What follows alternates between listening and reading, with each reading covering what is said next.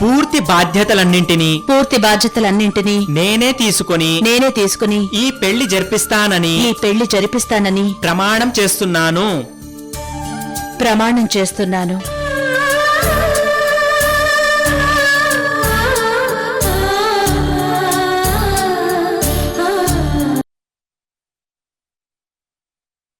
అమ్మా తీసుకోండి. ఓం తత్పురుషాయ విద్మహే మహాదేవాయ ధీమహి తన్నో రుద్రః ప్రచోదయాత్. అమ్మా ఇక నేను బయలుదేరుతాను. అలాగే పంతులు గారు, మీరు చెప్పినట్టే ఈ సంప్రదాయం ప్రకారమే పెళ్లి దగ్గరుండి నేనే జరిపిస్తాను. అలాగేనమ్మా, ఇక నాకు సెలవు. సాయి, అమ్మగారు.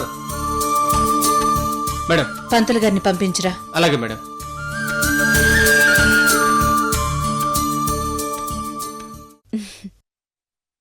మీ అందరికీ ఇదే చెప్తున్నాను. భారం అంతా నా మీద వదిలేసి మీరు ఏ టెన్షన్ లేకుండా నిశ్చింతగా ఉండండి.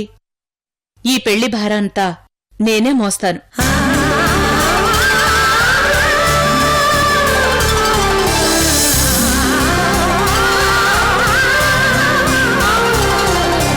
సరే, ఇక నేను వెళ్ళి పెళ్లికి కావలసిన ఏర్పాట్లన్నీ చూస్తాను.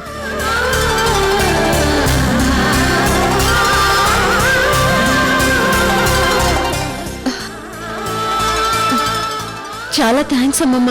నువ్వు నాకు థ్యాంక్స్ చెప్పడం ఏంట్రా? నాకు రోజు ఎంతో, నువ్వు అంతే. ఇద్దరూ నా మనవరాళ్లే.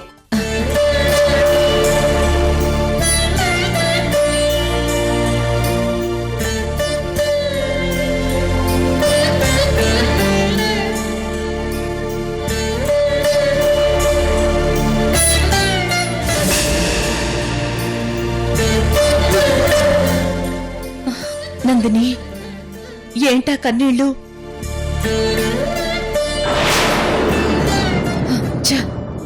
కాబోయే పెళ్లి కూతురు అలా కన్నీళ్లు పెట్టుకోకూడదమ్మా. నవ్వాలి. నవ్వు. Good girl.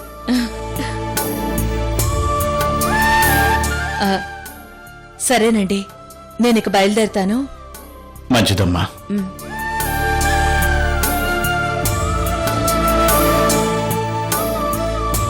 నందిని, నేను బయలుదేరుతాను. అలాగే అమ్మమ్మ. సరే.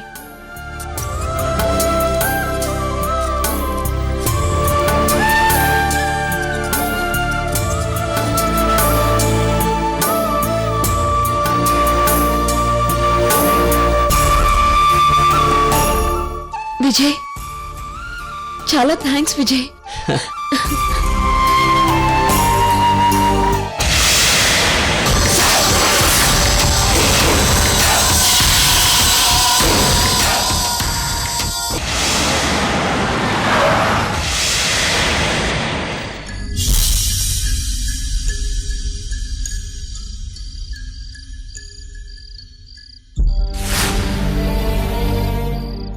ఓ గాడ్, టెంపరేచర్ పడిపోయిందేంటి?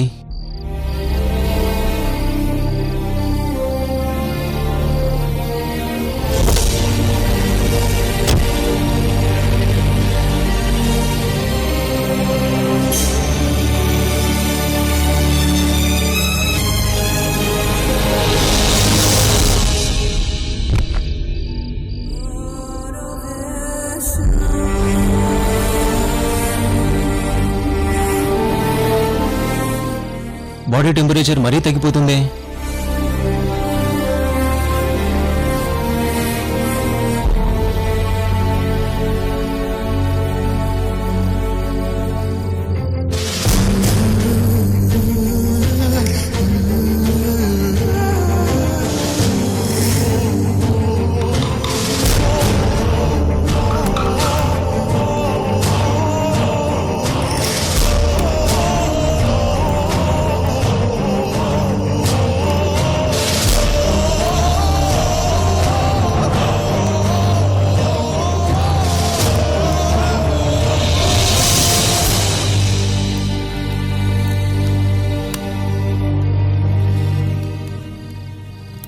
బాడీ టెంపరేచర్ ఇంకా నార్మల్ అవ్వలేదేంటి? ఇప్పుడు ఏం చేయాలి?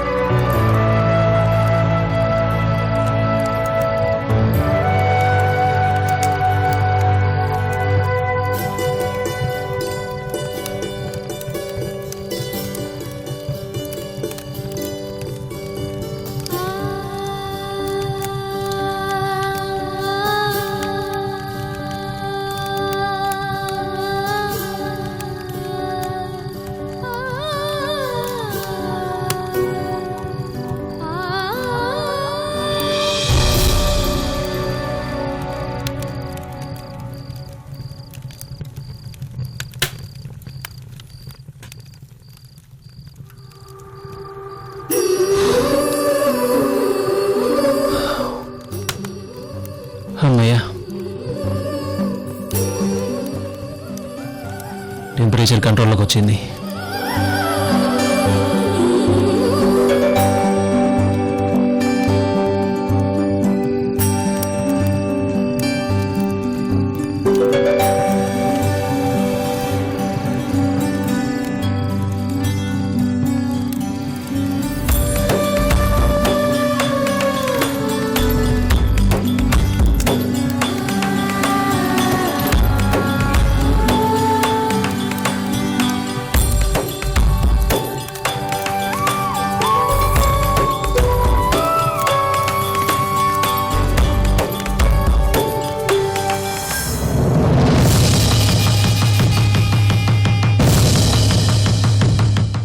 మై డియర్ రోజీ, ఇన్నాళ్ళకి నా కళ నిజమవ్వబోతోంది.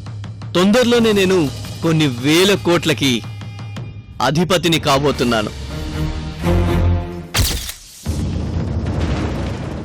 విచిత్రం ఏంటంటే తన సొంత మనవరాలికి పెళ్లి చేయబోతుందని ఆ రోజీ మేడంకే తెలియదు.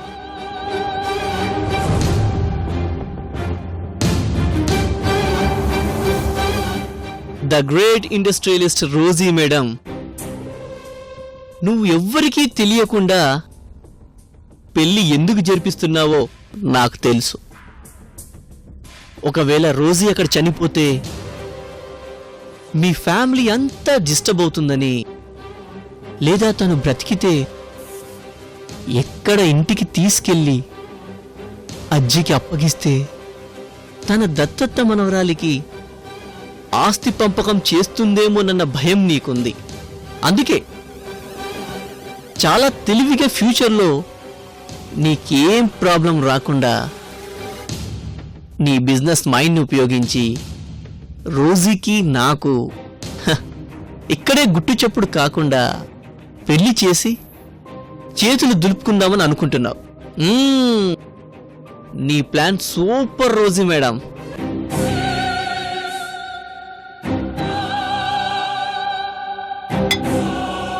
కానీ మీ అందరికంటే నా ప్లానే సూపర్.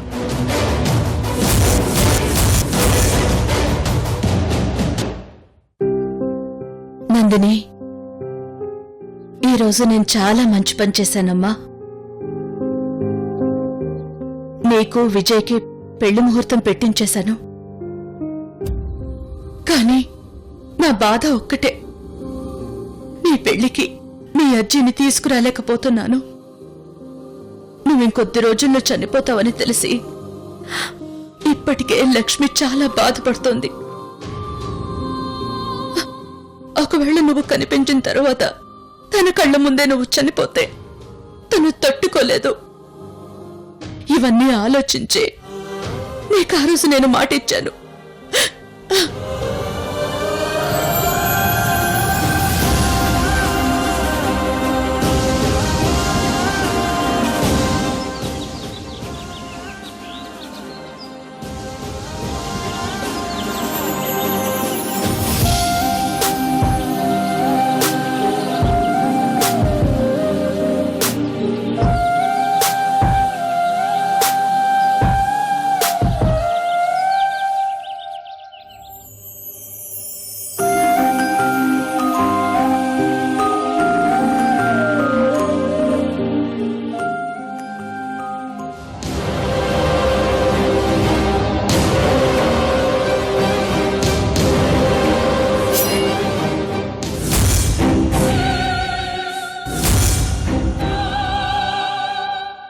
నేనెక్కడున్నాను? అసలేం జరిగింది?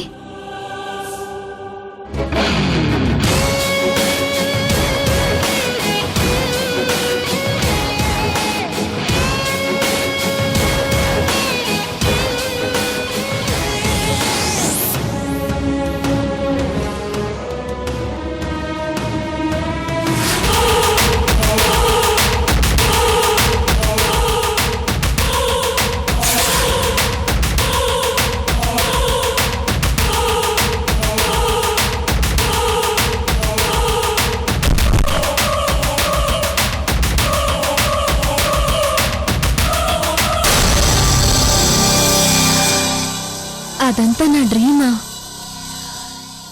బతికిపోయాను.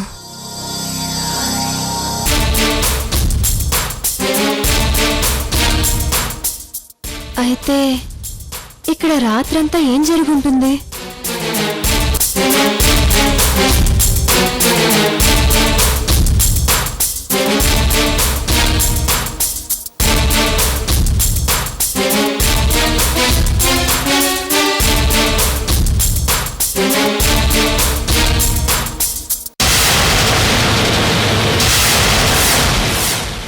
ఓ, అప్పుడే లేచేసావా? ఇప్పుడు ఎలా ఉంది నీకు? ఎలా ఉందని అడుగుతున్నాడేంటి? రాత్రి ఏం జరుగుంటుంది? అడుగుతుంది నిన్నే. ఇప్పుడు ఎలా ఉంది? సిద్ధు, అసలు రాత్రి ఏం జరిగింది?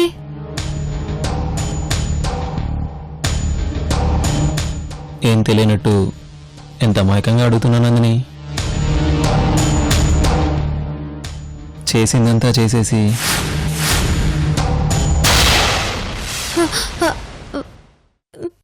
ఏం చేశాను? ఏం చేసావా? రాత్రంతా నన్ను నిద్రపోనిచ్చావా?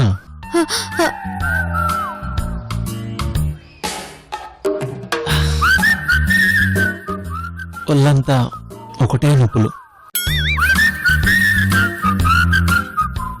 నిద్రపోనివ్వలేదా? ఏమైనా తప్పు జరిగిపోయి ఉంటుందా?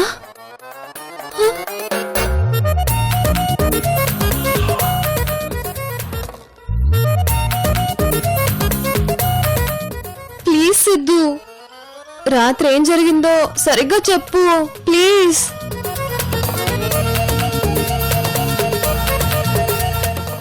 ఏం జరుగుతుంది? నువ్వు కళ్ళు తిరిగి స్పృహ తప్పి పడ్డావు. నీకు సేవలు చేసి నేను కూడా అలసిపోయి ఇదిగో ఇలా పడ్డాను.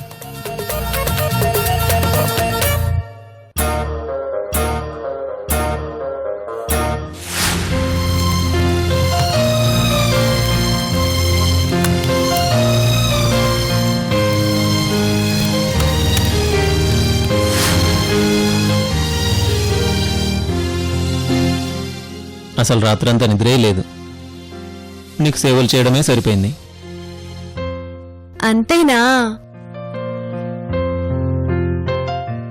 నువ్వేమనుకున్నావు?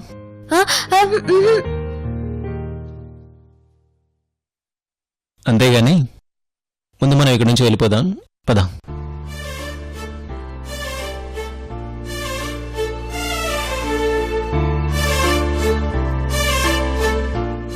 ఎక్కడికని ఎన్నిసార్లు అడిగినా చెప్పవేంటి?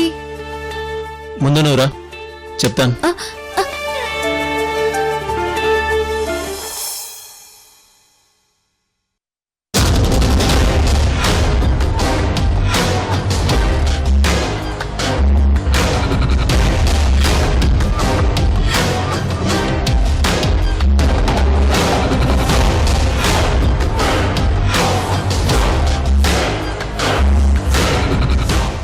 ధ్యానం చేసేటప్పుడు రెండు కనురెప్పల మధ్య దృష్టి పెడితే ఆజ్ఞాచక్రం కనిపిస్తుంది అంటారు. కానీ నాకు మాత్రం ఆజ్ఞాచక్రం కనిపించట్లేదు. చిన్న రోజుయే కనిపిస్తుంది.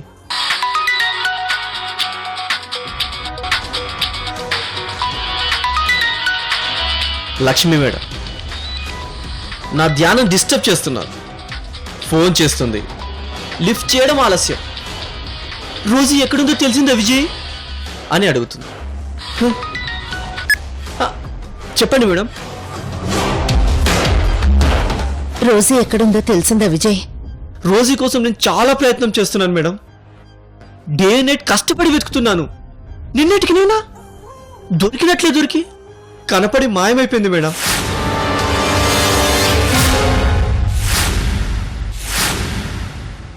ఏంటి? రోజీ కనిపించిందా? అవును మేడం. నందిని వాళ్ళ అమ్మానాన్నలతో కలిసి ఇక్కడే ఈ ఏరియాలోనే ఎక్కడో ఉంటుంది మేడం. వాళ్ళ ముగ్గురిని నేను కల్లారా చూశాను మేడం. కావాలంటే వాళ్ళు ముగ్గురు కలిసిన ఫోటో మీకు వాట్సాప్లో పంపిస్తాను, చూడండి.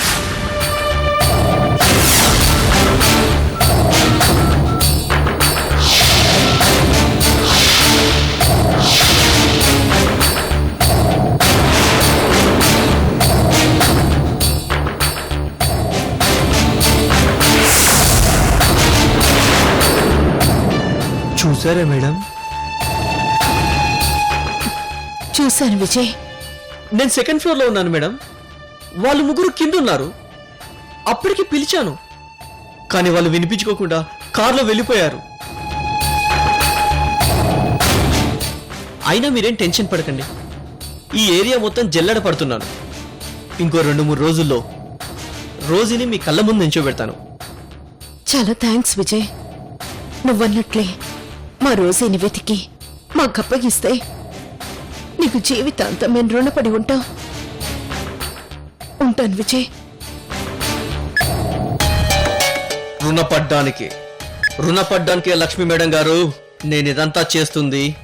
అయినా ఈ రోజు మేడం లక్ష్మి మేడం కలిసి ఉంటే నాలాంటోడికి ఏదీ వర్కౌట్ అవ్వదు. వీళ్ళిద్దరికి ఏదో ఒక ఫిట్టింగ్ పెడతా, ఇద్దరిని విడగొడతా.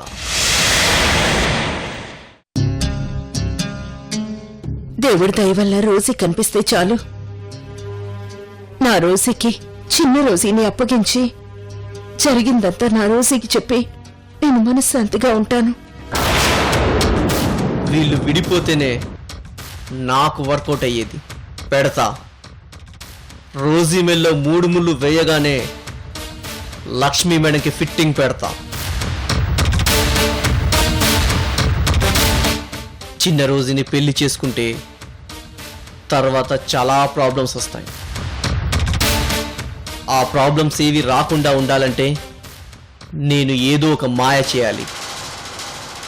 ముందుగా నేను మాయ చేయాల్సింది రోజీ మేడం గారిని.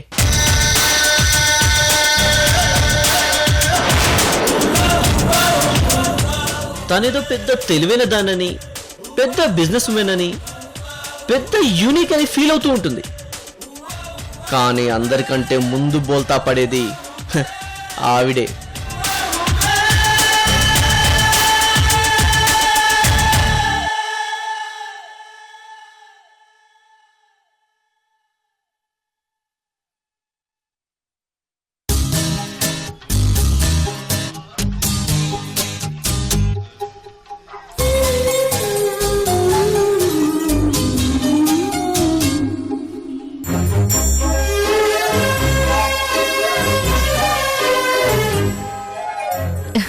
ఏంటి రోజీ అలా చూస్తున్నావు? ఏం లేదు లక్ష్మి, నీకోసమే వెయిట్ చేస్తున్నాను. నాకోసమా? ఎందుకు? ఈరోజు నీ చేత ఒక మంచి పని చేయించబోతున్నాను.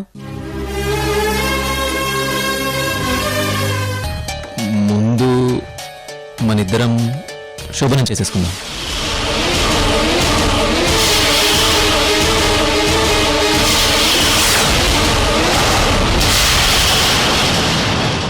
ఈ రాత్రికి మన శోభనం జరుగుతుంది, అంతే.